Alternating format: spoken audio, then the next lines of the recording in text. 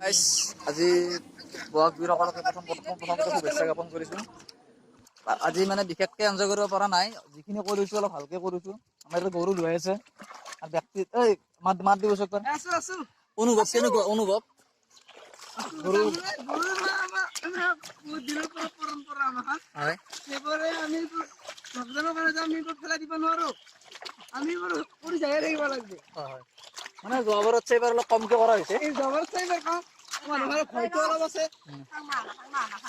আৰু চাব পাৰে এইফালে আপোনাৰ মানে আগতে আপোনাৰ আমাৰ নদীত ভাল জেগা গোটেই জেগাখিনি আমাৰ গৰু দি মানে ভৰ্তি হৈছিল, গৰু বা গাঁৱৰ মানুহ। এতিয়া মানে বেছি মানুহ নাই, তাৰমানে দুই এটা আছে আৰু লকডাউনৰ কাৰণে মানে বিশেষকৈ একো কৰিব পৰা নাই। মানে আমাৰ ঘৰত আৰু বেলেগ বস্তু নাই। এটা কুকুৰ আছে, গৰু চৰু নাই। কুকুৰটো ধুৱাইছোঁ, ধোৱা ক্লিপটো ল'ব পৰা নাই, তেতিয়া মোবাইলত চাৰ্জ নাছিল তাৰমানে। মানে ক্লিপটো লওঁতে কুকুৰটো এইটো ধুৱাইছিলোঁ মই এইটো ধুৱাইছিলোঁ। মানে এইখিনিয়ে আৰু বেলেগ একো নাই। আপোনালোকক মানে ধন্যবাদ জনাইছোঁ যে